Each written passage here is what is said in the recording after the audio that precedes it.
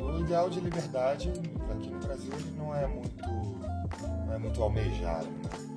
Então, acho que o brasileiro tem essa característica de buscar muito por segurança.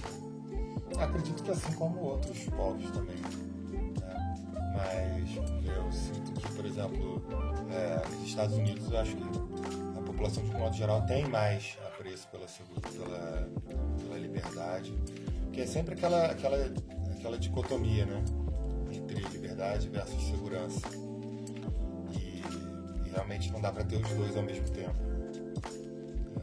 Então, agora com relação a uma proposta dessa daí, É ousado. É ousado, né? É um projeto ousado. Agora é muito difícil formar consenso em torno de algo tão fundamental, né? Ainda mais numa sociedade que se encontra tão dividida quanto a nossa. Sabe por que está tão dividida? Acho que sim. A minha impressão é que não, sabe? Porque existe. Se nós pautar isso pelo senso comum, a sociedade não está dividida. Existe uma parcela muito pequena, barulhenta, né?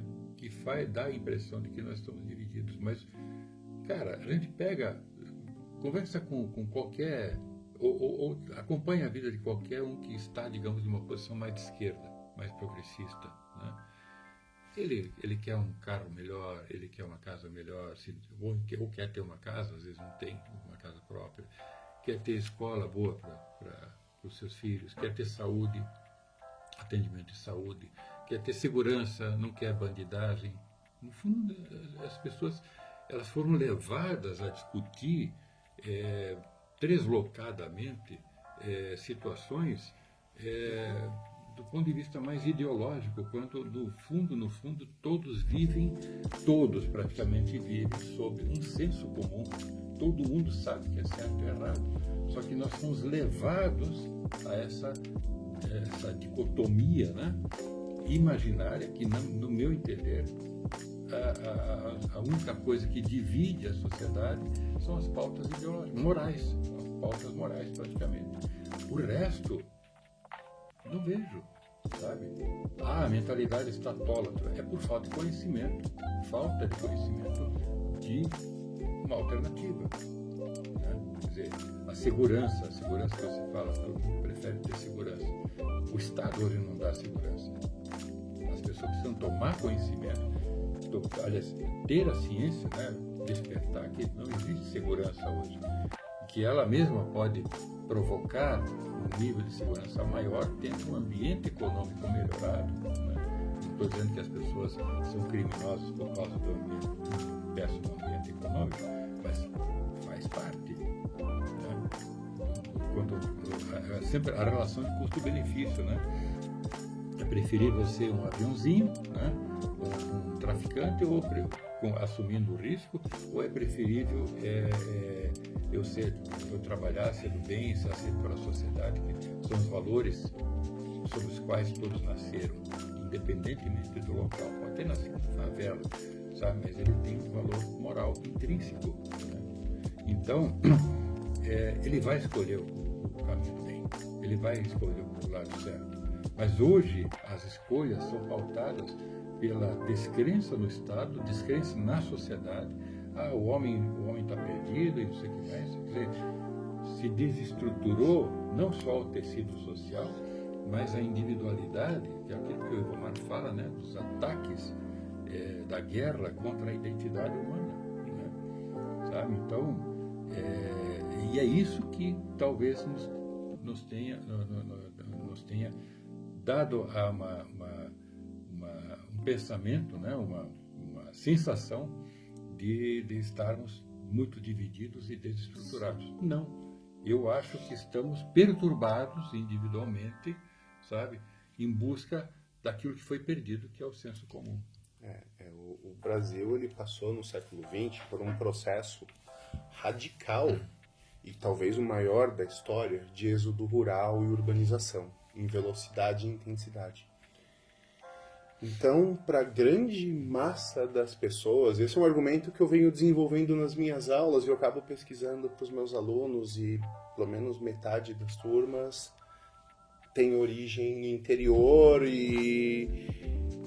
então você tinha ali uma vida, que é a vida do brasileiro do Brasil profundo, que tem o seu ritmo, que via de regra ligada à agricultura, com as festas de igreja, com a festa do principal produto econômico da cidade, a festa do boi, festa do queijo, festa do Steinegger. Eu morei em Porto União, tinha festa do Steinegger e do Xixo, parece que tem todo ano ainda.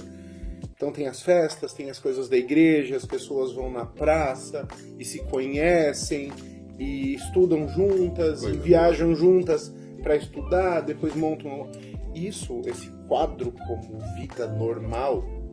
Ele foi explodido quando você teve a industrialização desigual do país, a concentração em subúrbios gigantescos, onde você tem pessoas vivendo uma vida precária, empilhadas.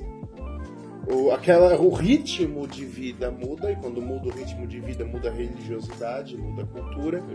Então você vai ter o quê? O processo de individualização, de atomização da sociedade. A gente hoje vive em grandes cidades e a regra é que a gente não conhece o nosso vizinho. A gente não sabe, eu não sei quem mora eu moro na casa 9, eu não sei quem mora na casa 10, eu não sei quem mora na casa 8. Ainda mais em Curitiba, né? Ainda mais em Medicina Nacional, cara, em São Paulo, então. Por exemplo, eu sou paulistano. A melhor e a pior coisa de São Paulo é que ninguém tem tampa mínima pra você. Se você quiser sair de pantufa na rua, se você quiser sair de sunga, meter o Iron Man, como tinha aqui em Curitiba, ninguém se importa. Não, que saiu no Facebook uma vez, né? Saiu uma notícia. A mulher entra para o Guinness, né? Por não falar com ninguém durante 20 anos. Aí um cara publicou isso porque vocês não conhecem Curitiba. Pois é, mas é isso aí mesmo. Então, esse resgate do senso comum a gente está tendo agora, e aí a gente vê as saídas, né? Essa ascensão das igrejas evangélicas e essa ascensão das ideologias, porque o ser humano é um ser gregário. Então você tem uma necessidade do quê? De pertencimento, de identidade social. E a política, ela vai ter uma característica muito forte desse material simbólico de pertencimento. Então eu sou conservador, eu sou evangélico, então eu sou sou federalista, eu sou membro de uma minoria, eu sou gay, gordo, magro, branco, preto. E isso traz o quê? Aquele senso de comunidade que para o brasileiro, tradicionalmente, que da tradição brasileira foi perdido. E a gente hoje tem essa ideologização tão forte porque os elementos que fundam esses sensos de identidade, eles não são negociáveis. Qual que é o perigo da chamada política dos afetos, né? E dessa ideologização? É que quando o cara bota como base da ação política dele orientação sexual, ele não tem nada para pôr na mesa, porque é uma coisa que ele é. A minha questão é racial. Não importa a política que seja adotada, o sujeito vai continuar preto, branco, amarelo, verde, vermelho. Então é uma política que ela tende a ser muito reacionária, não no sentido de reacionarismo de direita, mas no sentido de que a pessoa está sempre reativa, defendendo um material simbólico que é o pertencimento dela à sociedade. Então é sempre uma ameaça existencial. Então a gente vê esse clima de ódio, a gente vê esse clima de polarização. Eu não gosto de falar em polarização, é uma palavra que está batida demais, mas a gente vê essa desconfiança, essa incapacidade de dialogar na política, porque o que as pessoas acham que estão pondo em jogo é existencial. Então eu não estou discutindo o asfalto da rua, eu não estou discutindo a gestão da escola pública, eu não estou discutindo se é voucher ou se é financiamento público, eu estou discutindo a pauta do meu partido. A pauta do meu partido representa o meu modo de vida. Então eu estou defendendo, quando eu falo de escola pública, quando eu falo de asfalto, estou defendendo a minha sobrevivência enquanto indivíduo, aquilo que me constitui como sujeito na sociedade. Então quebrar essa transposição do existencial para o político é uma coisa que a gente, enquanto sociedade, tem que começar para ontem. E esse é o objetivo da ação federalista. Sim, então se o objetivo é esse, é uma coisa que a gente tem que torcer pelo sucesso dela, porque a gente precisa trazer, porque eu posso ter discordância, eu defendo, eu, Rafael, defendo o sistema de vouchers para educação. Mas eu entendo que o sujeito que pensa que a educação tem que ser pública, gratuita e de qualidade, como eles gostam de falar, ele também quer a mesma coisa que eu, que é uma educação gratuita, pública, de qualidade. Só tem que discutir Eu posso os meios, descobrir, eu posso ter o paralelo dos dois, eu posso ter a sobreposição de sistemas, eu posso escolher um caminho, o outro, e isso a gente resolve no voto. Claro. Sabe? Sabendo que, como é política pública, a finalidade está dada pela Constituição, mas a forma de chegar, ela pode mudar. Eu posso fazer uma experiência mais liberal, ela dá errado, eu vou para uma experiência mais estatista, ela dá errado, a gente pode ter Isso que você está falando, me permita, essas experiências feitas em cada estado, por exemplo, não uma coisa aplicada, né, uma ordem aplicada da União para todo mundo. Se deu errado, vai dar errado para todo mundo. Não, em cada estado. Funcionou aqui, vamos fazer aqui. Aí chegando, como toda política pública, como todo modelo de gestão, na medida em que o tempo passa, os desafios e as demandas mudam, aquele modelo encontra um limite, você muda. Eu não preciso abrir mão totalmente do Estado indutor ou vilanizar a iniciativa privada. Só que esses debates hoje, eles estão contaminados por uma questão que é identitária.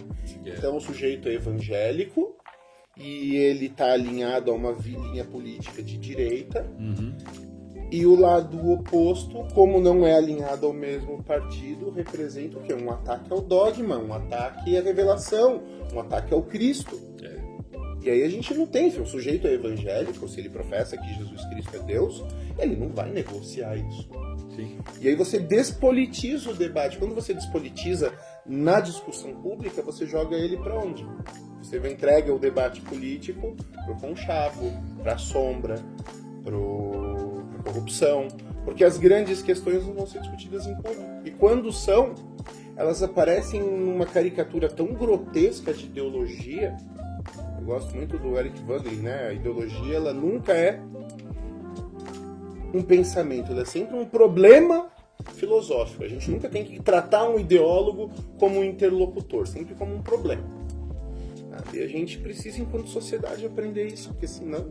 Perfeito. Então, assim, só para contextualizar, melhor complementar esse pensamento, a questão do Ação Federalista, né? O Ação Federalista pretende realmente, ao reestruturar o país, trazer a possibilidade de resgatar esse senso comum, resgatar o princípio, o sentido da comunidade, né? Porque isso só é possível quando a comunidade passa a ter poder, né, de arrecadar, de ter seus próprios recursos, poder de tomar suas próprias decisões, né? O poder de fazer a sua segurança, enfim. Quer dizer, você consegue resgatar e recolocar o ser humano no seu devido lugar. E a única forma de as pessoas conseguirem voltar a ser felizes com todos os desafios que têm que ser vencidos adiante, porque a vida não pode ser vivida sem desafios. Se você gostou desse corte do podcast do Ação Federalista, vá lá no canal, inscreva-se, assista o podcast inteiro, tá muito legal. Você vai aprender um monte de coisa com esses dois craques com os quais conversei, e também sobre federalismo, né? E você vai gostar. Nós temos que entender o Brasil, entender as razões pelas quais nós estamos nessa situação, e assim nós poderemos entender a solução e como fazer isso. Ok? Grande abraço, até breve.